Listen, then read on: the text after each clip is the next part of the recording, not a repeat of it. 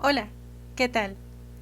Estoy muy contenta de que la editorial Panini Manga México esté publicando esta obra de Norihiro Yagi titulada Claymore, que es uno de mis mangas favoritos.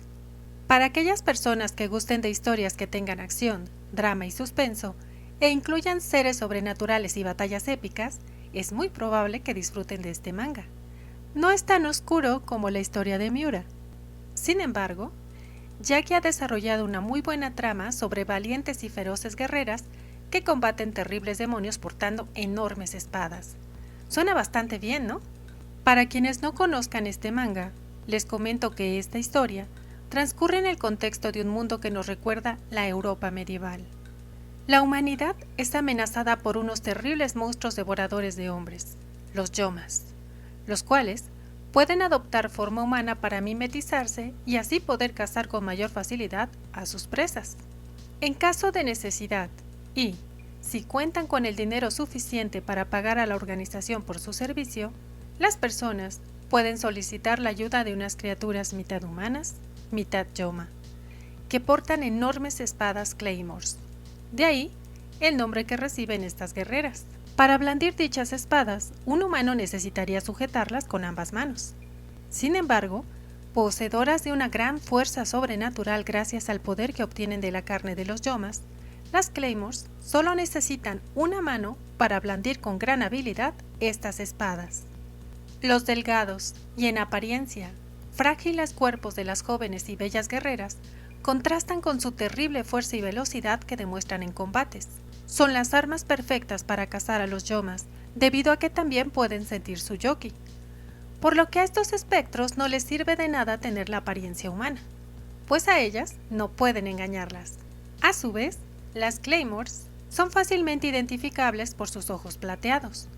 Por eso, la gente también las llama las brujas de ojos plateados, y al igual que los yomas, son temidas y rechazadas por los humanos. Claire es la protagonista de esta historia, quien llega a un pequeño pueblo por solicitud del alcalde. En ese sitio conoce a un niño, Raki, cuyos padres fueron las primeras víctimas del yoma de esa región. Raki no solo no le teme a Claire, sino que además le está agradecido por exterminar al yoma que terminó con la vida de sus familiares. Por circunstancias adversas, Raki debe abandonar su pueblo. Así comienza el viaje de una bruja de ojos plateados y un humano. Juntos nos llevarán a conocer un intrincado mundo habitado por humanos, yomas y seres híbridos como las Claymores.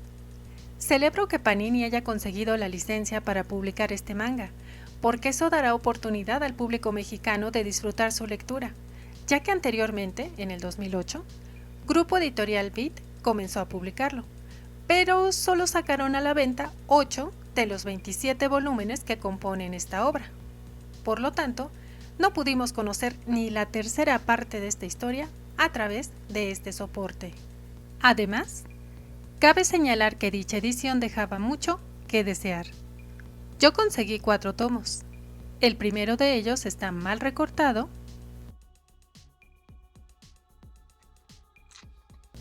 mal alineado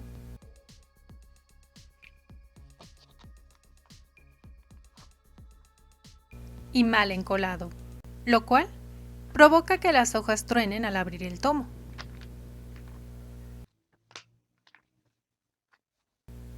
Se lastimen en algunas partes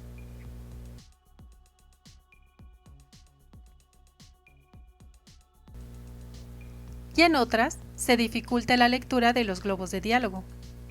El tomo 2 tiene un mejor recorte, pero no encolado.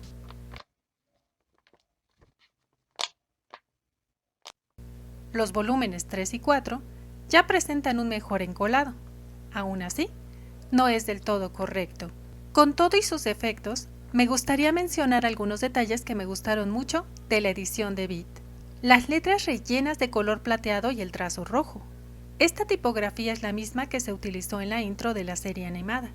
El nombre del autor y de la obra en japonés, y que a cada tomo le corresponda un título, y este aparece tanto en la portada como en el lomo.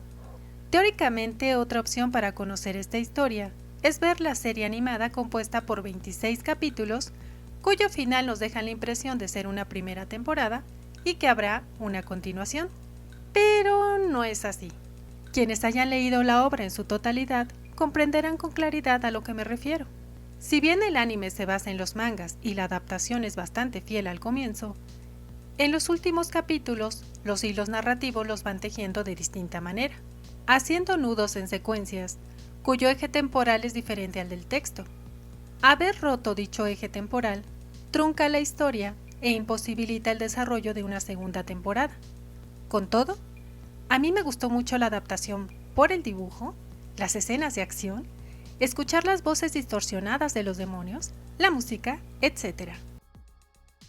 Así que, la actual edición por parte de la editorial Panini México abre la puerta para que al fin podamos leer en español los 27 volúmenes que componen esta obra escrita por Norihiro Yagi entre los años 2001 y 2014. El primer volumen salió a la venta el 19 de mayo de 2021 con un precio de 119 pesos mexicanos. Su publicación será mensual. Bien, pues aquí tengo el volumen. Lo primero que noté es que es un poco más pesado que otros tomos debido a que han mejorado la calidad de las hojas. Se aprecian más blancas. Aquí tengo dos tomos de dos obras diferentes.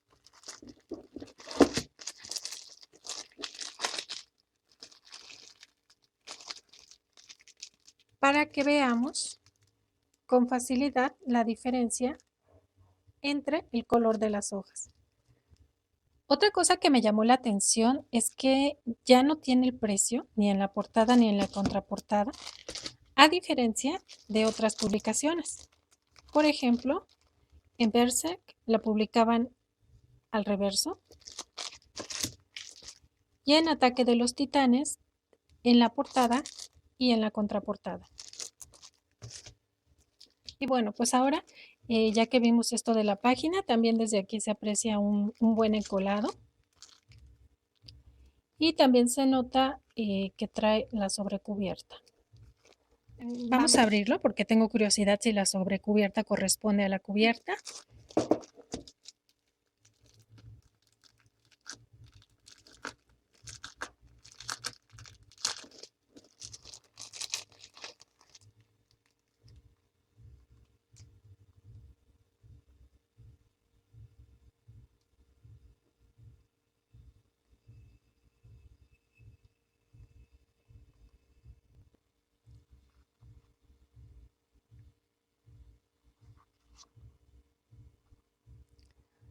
Ah, es diferente.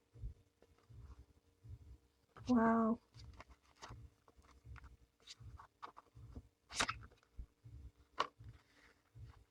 Wow, qué bien. Wow, qué bien, porque había estado viendo videos en donde se quejaban de unas portadas repetitivas de Panini, en el que la misma imagen que ponían en la portada, la ponían en la contraportada, la ponían en el interior, etcétera. Y aquí es tener distintas imágenes muy bonitas. El color me gustó, me encantó este color. Wow. Y bueno, como ya vieron y que yo también estoy entusiasmada, me encantan los separadores, ¿no? Me quedé con ganas de que en Monster cada tomo incluyera un separador. Pero bueno, este sí corresponde al de la portada.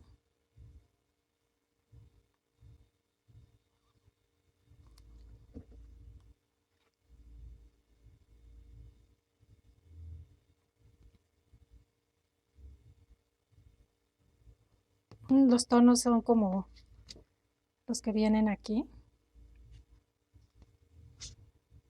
Wow, pues sí me gustó. Vamos a...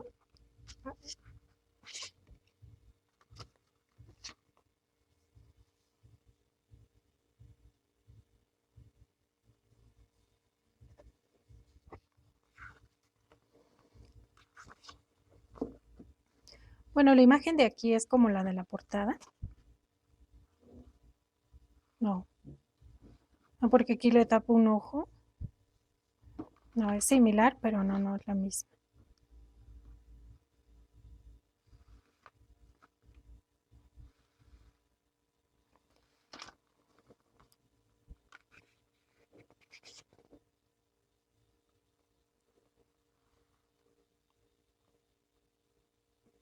La impresión, la impresión parece adecuada.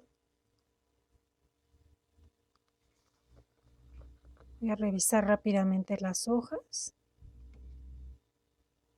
Por ejemplo, aquí,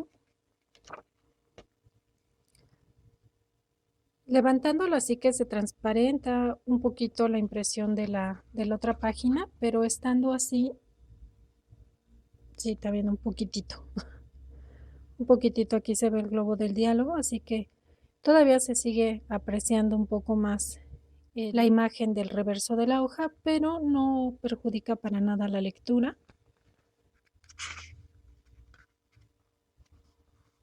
Bueno, al final vienen estas páginas.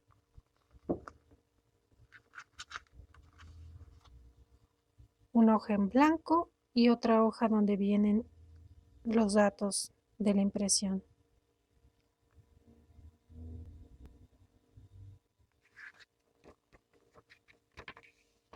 Una hoja final para indicar la manera correcta de leer esta obra. Al leer el manga, descubrí con agrado que las páginas están numeradas. El espacio de los márgenes interiores y el encolado permiten una correcta apertura del tomo, la cual favorece una cómoda lectura sin maltratar las hojas. Los márgenes superiores e inferiores no siempre coinciden. La impresión parece correcta. No hay páginas que muestren menor intensidad de la tinta o manchones como los que vimos en el primer volumen de Monster Kanzenban. En la tipografía hay un error, pues se ha omitido un espacio. Después de leer el primer volumen de la edición de Panini, me quedé con la grata impresión de que el editorial había mejorado sus estándares de calidad, como pudimos apreciarlos en esa rápida comparación respecto a la calidad del papel con los tomos de Berserk y de Ataque de los Titanes, y estuvo mucho más cuidada en sus detalles que el primer tomo de Monster Kanzenban. Infortunadamente, Panini no mantuvo esos estándares en el segundo volumen de Claymore. Este lo compré en Sanborns y elegí el que parecía tener mejor recortada la sobrecubierta, pues en los otros ejemplares que tenían en exhibición era obvio que les quedaban grandes y no estaban bien hechas. Como pueden observar, las medidas no coinciden, ni siquiera el doblado de las solapas es correcto, y la sobrecubierta se comienza a maltratar en distintos puntos.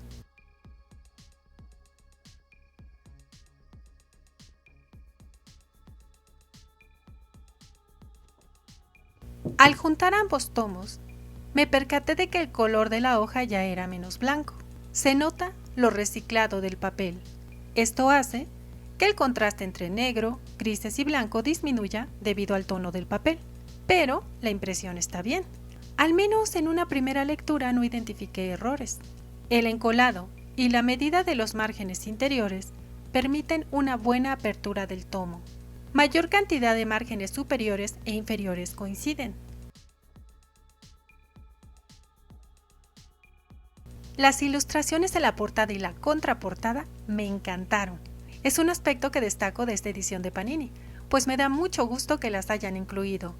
Realmente espero que en el tercer número regresen a la calidad del primero, porque al principio consideré un poco elevado el precio, pero al tenerlo en mis manos, pensé que sí había valido la pena adquirirlo, dado que el aumento de precio se reflejaba en una mejor calidad del papel, de la impresión, de las portadas, de la sobrecubierta y en una edición más cuidada en sus detalles. Para mí, no son lecturas para consumir, son historias que aprecio mucho y que deseo que me acompañen por mucho tiempo. Gracias por su atención. Hasta la próxima.